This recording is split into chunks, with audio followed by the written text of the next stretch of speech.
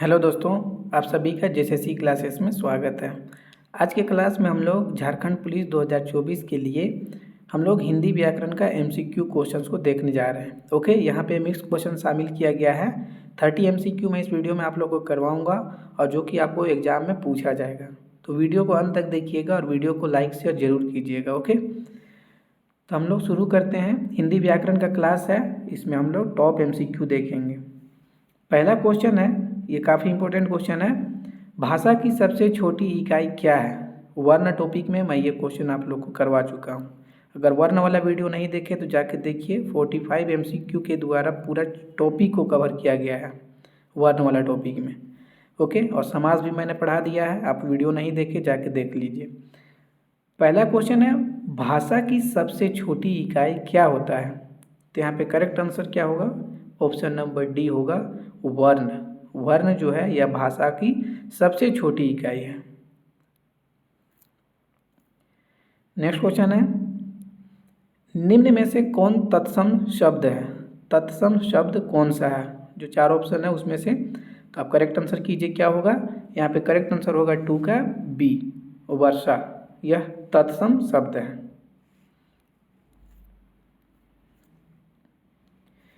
Question number 3, जैसे ही शेर दिखाई दिया वैसे ही लोग डर गए।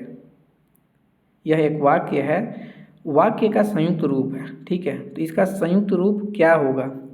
देखिए, वाक्य मैं आपको डिटेल में पढ़ाऊंगा। वाक्य टॉपिक, वाक्य का दो तरह से भेद बताया जाता है। एक हो गया रचना के आधार पर और एक हो गया आपका अर्थ के आधार पर। अर्थ के आधार पर वाक्य का 8 भेद होता है, जो मैं आपको अच्छे से बताऊंगा। रचना के आधार पर 3 भेद होता है। रचना के आधार पर 3 भेद कौन कौन सा होता है? एक हो गया सरल वाक्य, एक हो गया संयुक्त वाक्य और एक हो गया मिश्र वाक्य। ठीक है, सरल वाक्य, संयुक्त वाक्य और एक मिश्र वाक्य हो गया रचना के आधार पर। तो यहाँ पे जो आप ये देख रहे हैं सेंटेंस जो लिखा हुआ है, वाक्य लिखा हुआ है, जैसे ही शेर दिखाई दिया वैसे ही लोग डर गए। तो ये जो आप वाक्य देख रहे हैं यह एक मिश्र वाक्य है। मैं आपको बताऊंगा मिश्र वाक्य आप कैसे पहचानिएगा, बहुत डिटेल में मैं बताऊंगा। जीवन में कभी दिक्कत नहीं होगा, ऐसे बताऊंगा। ओके, तो यह सेंटेंस जो है यह मिश्र वाक्य का है। आपको इसका संयुक्त रूप बताना है कि संयुक्त रूप क्या होगा। संयुक्त रूप जिसमें योजक चिन्ह होता है।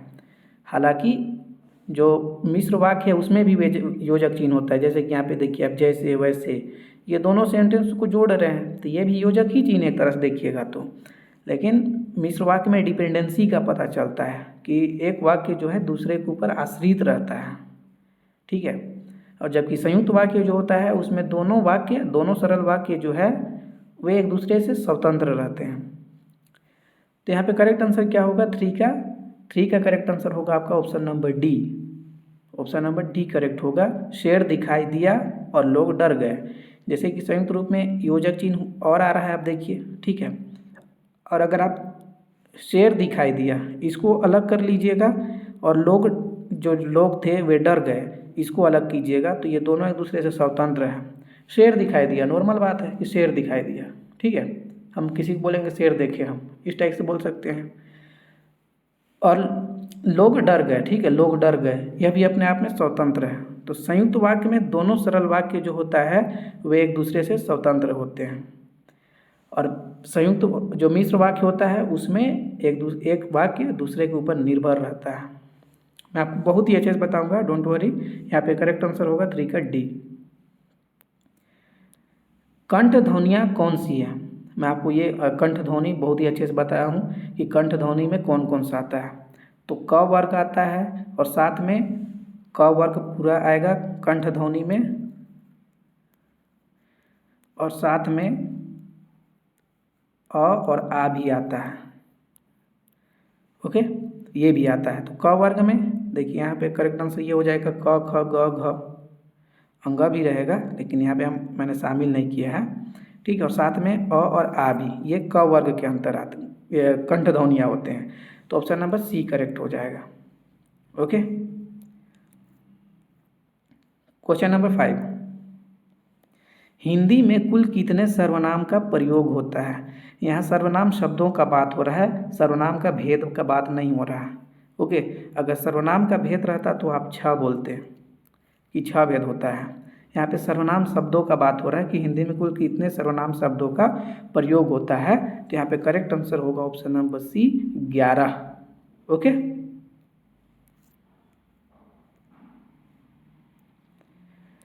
नेक्स्ट क्वेश्चन है निम्न में सर्वनाम शब्द कौन सा है। ये बहुत इंपॉर्टेंट क्वेश्चन, इस टाइप से आपसे प्रश्न पूछा जाएगा कि निम्न में से कौन संज्ञा शब्द है, कौन सर्वनाम शब्द है, कौन विशेषण शब्द है, इस तरीका से पूछा जाएगा। ठीक है, तो सर्वनाम शब्द कौन सा है ये आपसे पूछा जा रहा है। यहाँ पे करेक्ट आंसर क्या होगा, ऑप्शन नंबर डी होगा कौन। सर्वनाम का एक भेद है आपका प्रश्नवाचक सर्वनाम, और जो कौन शब्द होता है इसे हम लोग प्रश्न पूछने का काम करते हैं, है ना। कौन शब्द से हम लोग प्रश्न पूछते हैं, तो ये प्रश्नवाचक सर्वनाम हो जाएगा। यहाँ पे करेक्ट आंसर 6 का डी होगा। क्वेश्चन नंबर 7, फल किस तरह का संज्ञा शब्द है। फल जो है किस तरह का संज्ञा शब्द है। यहाँ पे करेक्ट आंसर होगा ऑप्शन नंबर डी, जातिवाचक भी है, द्रववाचक भी है। द्रववाचक क्यों, क्योंकि द्रववाचक में द्रव्य पदार्थ के साथ साथ वैसे चीज़ जिसका आप नाप तौल कर सकते हैं वे द्रववाचक में आते हैं, इसलिए होगा। और दूसरा बात कि फल जो है एक जाति का बोध कराता है, क्योंकि फल में आपका अंगूर आ जाएगा, सेब आ जाएगा, केला आ जाएगा, सब फल आ जाएंगे, है ना। तो फिर ये जाति का बोध कराता है, इसलिए 7 का करेक्ट आंसर होगा ऑप्शन नंबर डी। अगर वीडियो अच्छा लग रहा है तो वीडियो को लाइक शेयर जरूर कीजिए। क्वेश्चन नंबर 8, जब मैंने उसे देखा तब वह हंसने लगा, वाक्य का भेद है। वाक्य में जो सेंटेंस दिया हुआ है इसमें आपसे पूछा जा रहा है कि इसमें वाक्य का कौन सा भेद है, सरल वाक्य है या संयुक्त वाक्य है या मिश्र वाक्य है। जब मैंने उसे देखा तब वह हंसने लगा, तो यहाँ पे करेक्ट आंसर होगा ऑप्शन नंबर सी, यह एक मिश्र वाक्य है। क्योंकि ये मतलब ये जो है दो सेंटेंस दो वाक्यों से मिलकर बना है, और इसमें एक वाक्य आश्रित है, जैसे कि मैं आपको बता रहा हूँ। जब मैंने उसे देखा, ये अपने आप में स्वतंत्र नहीं है, ठीक है। तब वह हंसने लगा, तो मतलब यहाँ पे डिपेंडेंसी का पता चल रहा है, आश्रितता का पता चल रहा है। अगर ये दोनों को अलग अलग कर लिया जाए तो सेंटेंस क्लियर नहीं होगा, ऐसा फील होगा कि आगे और भी कुछ बोला जा रहा है। जैसे मैं अगर यहाँ से यहाँ तक बात करता हूँ, जब मैंने उसे देखा, तो सिर्फ इतना बोलूँगा तो आपको भी दिमाग में आएगा कि आगे कुछ और लिखना ज़रूरी है या आगे कुछ और बोलना ज़रूरी है।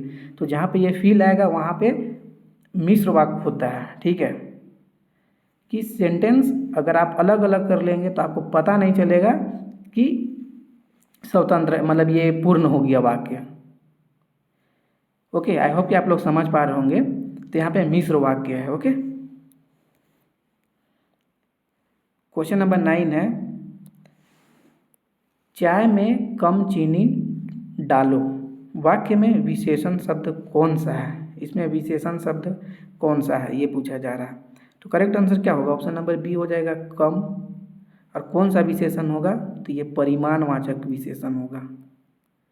परिमाणवाचक विशेषण का 4 भेद, ठीक है।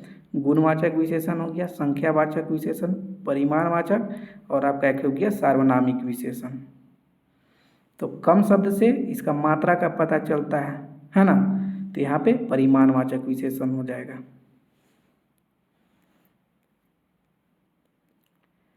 क्वेश्चन नंबर 10, पत्नी का पर्यायवाची है, पत्नी शब्द का पर्यायवाची क्या है।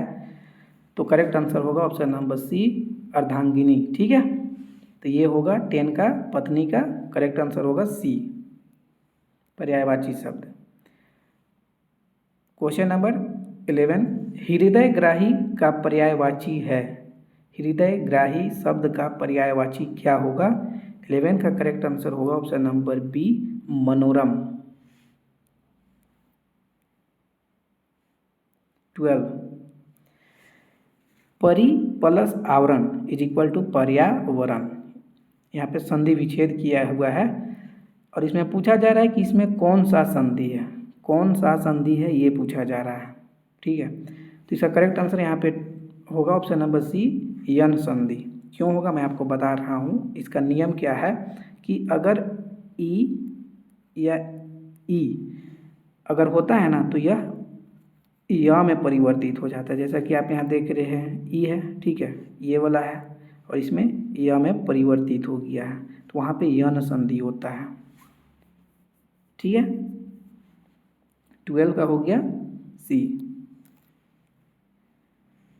13, मुख दर्शन में कौन सा समास है? मुख दर्शन में कौन सा समास है? 13 का करेक्ट आंसर क्या होगा?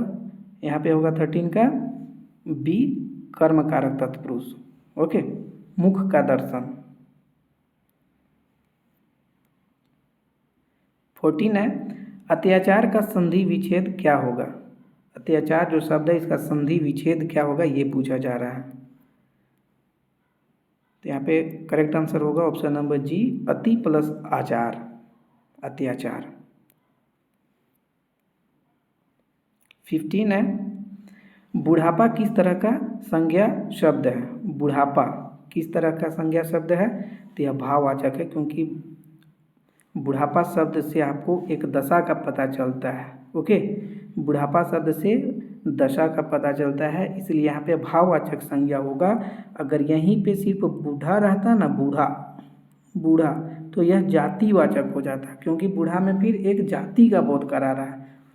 ठीक है, उम्रदराज जो भी लोग हैं इसके अंतर्गत आ जाएंगे, तो यहाँ पे फिर ये किस चीज़ का बोध कराएगा? जातिवाचक का। लेकिन बुढ़ापा शब्द जो है यह भाववाचक है। जैसे कि मैं और एक एग्जाम्पल दूँ आपको, मिठाई, मिठाई, तो यह क्या है? यह जातिवाचक संज्ञा हो जाएगा।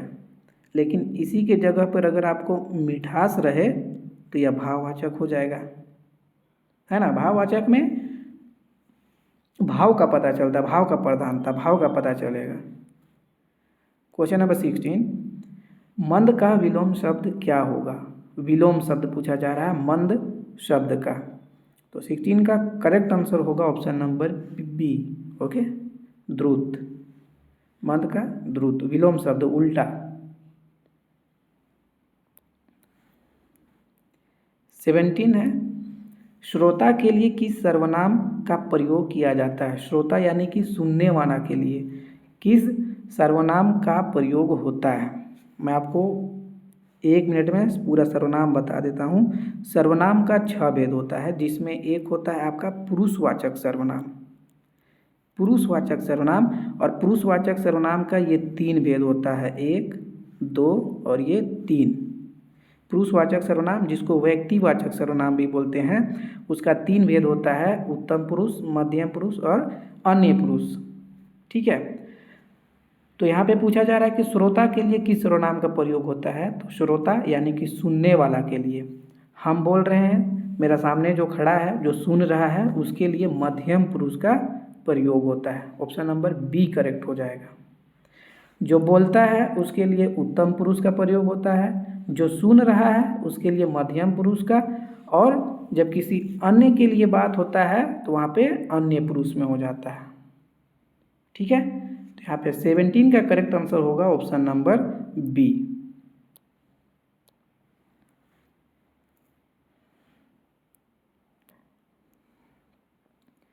बच्ची के लिए कपड़ा खरीदना है, इसमें कौन सा कारक है? आपसे एक सेंटेंस दे दिया गया है, आपको ऐसे ही पूछा जाएगा आपसे। बच्ची के लिए कपड़ा खरीदना है, इसमें कौन सा कारक है?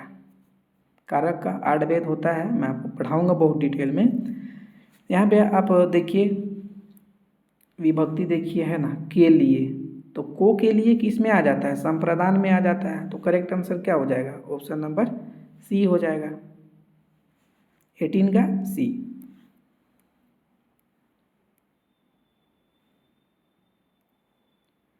नेक्स्ट क्वेश्चन है, राजू क्रिकेट खेलता है, वाक्य का कर्मवाच्य क्या होगा? कर्मवाच्य ये पूछा जा रहा है। देखिए, वाच्य का 3 भेद होता है, कर्तृवाच्य हो गया, कर्मवाच्य और भाववाच्य। ठीक है, तो यहाँ पे सेंटेंस दिया हुआ है, राजू क्रिकेट खेलता है, इसका कर्मवाच्य क्या होगा? तो 19 का करेक्ट आंसर होगा ऑप्शन नंबर डी, राजू से क्रिकेट खेला जाता है। कर्मवाच्य में हम लोग जो कर्तृवाच्य का जो वाक्य होता है उसको हम लोग से या के द्वारा लगा करके, से या के द्वारा लगा करके हम लोग भाववाच्य में बदल देते हैं। जैसे यहाँ पे ये कर्तरी है, क्या राजू क्रिकेट खेलता है, तो राजू से क्रिकेट खेला जाता है। ओके, यहाँ पे देखिए ये सेम सेंटेंस यहाँ भी लिखा हुआ है, लेकिन यहाँ पे नहीं शब्द का प्रयोग हुआ है, लेकिन हम लोग इसके अकॉर्डिंग सेंटेंस को हम लोग को बदलना है ना, तो ये नहीं होगा। ऑप्शन नंबर डी करेक्ट हो जाएगा। याद रखिएगा, कर्मवाच्य में से या के द्वारा जोड़ करके हम लोग कर्तरीवाच्य को कर्मवाच्य में बदलते हैं। ओके, और वीडियो अच्छा लग रहा है तो लाइक शेयर जरूर कीजिएगा, आप लोग के लिए काफ़ी मेहनत किया जा रहा है। 20 है, लेखक शब्द के अंत में कौन सा प्रत्यय लगा हुआ है। प्रत्यय, जब किसी शब्द के अंत में कोई कोई शब्द लग जाता है, जुड़ता है, तो उसको प्रत्यय बोलते हैं। प्रत्यय अंत में जुड़ता है, ठीक है। तो लेखक में कौन सा लगा हुआ है, तो यहाँ पे करेक्ट आंसर होगा ऑप्शन नंबर डी, अक, ठीक है। जैसे आप लेखक शब्द देख रहे हैं, लेखक, तो जो उपसर्ग और प्रत्यय होता है, तो उपसर्ग और प्रत्यय में आप मूल शब्द को ढूंढिए। अगर आप मूल शब्द को ढूंढ लीजिएगा तो आपका प्रत्यय खुद अलग हो जाएगा, और उपसर्ग लगा हुआ है तो उपसर्ग खुद अलग हो जाएगा। जैसे कि मूल शब्द इसमें क्या है, लेख, लेख, ठीक है, और लेख में अक जुट करके लेखक बना है, तो मूल शब्द ढूंढिए, आपका प्रत्यय खुद अलग हो जाएगा, ठीक है। तो 20 का डी करेक्ट होगा। 21 है आपका, व्यवस्था शब्द से पहले कौन सा उपसर्ग लगाएं कि उसका अर्थ विपरीत हो जाए। कौन सा उपसर्ग शब्द लगाए हम व्यवस्था से पहले कि उसका जो अर्थ होगा वह विपरीत हो जाएगा, उल्टा हो जाएगा। तो व्यवस्था का विपरीत क्या होता है, तो ये पहले ये जानना पड़ेगा। तो उसका व्यवस्था शब्द का विपरीत क्या होगा, अव्यवस्था, अव्यवस्था। तो इसमें कौन सा अव्यवस्था शब्द में कौन सा उपसर्ग हम लगा रहे हैं, तो अ लगा रहे हैं, ठीक है। तो 21 का करेक्ट आंसर होगा ऑप्शन नंबर ए। इजी था, यहाँ पे सिर्फ थोड़ा सा घुमाया गया है कि व्यवस्था शब्द में कौन सा उपसर्ग लगाए कि वह उसका अर्थ विपरीत हो जाए। तो पहले आप व्यवस्था शब्द का विपरीत बनाइए, क्या होगा, तो अव्यवस्था होगा। अब अव्यवस्था में देखिए कौन सा उपसर्ग लगा हुआ है, तो अ लगा हुआ है, तो ऑप्शन नंबर ए करेक्ट हो जाएगा।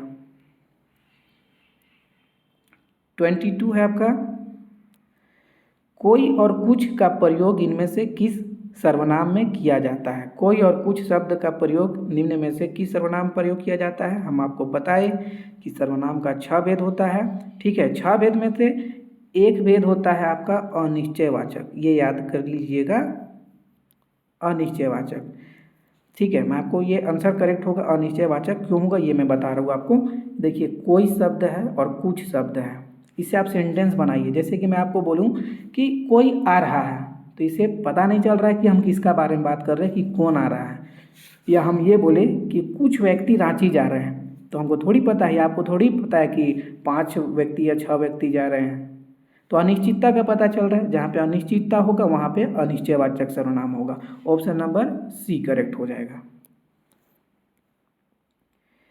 23 है, अंगूठा चूमना मुहावरा का अर्थ क्या होगा। अंगूठा चूमना यह मुहावरा है, इसका अर्थ आपसे पूछा जा रहा है। मुहावरा से तो हर हाल में क्वेश्चन रहेगा। यहाँ पे करेक्ट आंसर होगा ऑप्शन नंबर डी, खुशामद करना, किसी का वेलकम करना, स्वागत करना।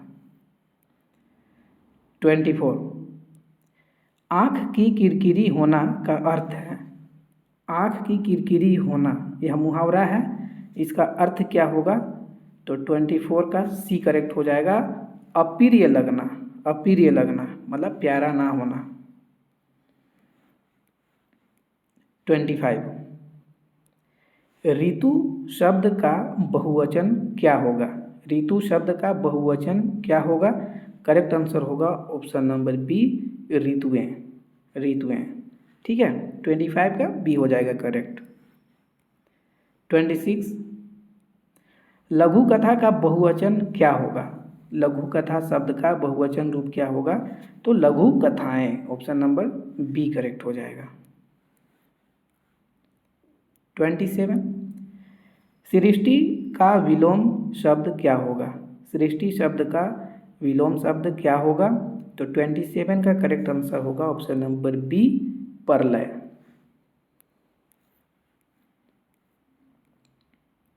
28 क्रिया विशेषण के कुल कितने भेद हैं। आपसे इस तरह से प्रश्न पूछा जाएगा, हर हाल में पूछा जाएगा। क्रिया विशेषण किसे कहते हैं, तो जो क्रिया का विशेषता बताएगा उसको क्रिया विशेषण कहते हैं। और सिर्फ विशेषण किसके कहते हैं, तो संज्ञा या सर्वनाम का विशेषता बताए उसको हम लोग विशेषण कहते हैं। तो क्रिया विशेषण का कितना भेद होता है, तो 4 भेद होता है, 4 भेद। ठीक है। 29 आपका, कभी कभी मेरे दिल में ख्याल आता है। वाक्य में कभी कभी शब्द का प्रयोग का किस प्रकार का क्रिया विशेषण है। कभी कभी शब्द जो है किस प्रकार का क्रिया विशेषण है, आप ये बताइए। करेक्ट आंसर क्या होगा, कभी कभी मेरे दिल में ख्याल आता है। इस वाक्य में कभी कभी शब्द किस प्रकार का क्रिया विशेषण है, तो इससे क्या समय का पता चल रहा है, ये कालवाचक, कालवाचक होगा। ठीक है, कालवाचक क्रिया विशेषण है। अब क्रिया विशेषण का ये चारों भेद है, 4 भेद अभी बताया कि क्रिया विशेषण का 4 भेद होता है, ये चारों भेद है, देख लीजिएगा। ठीक है।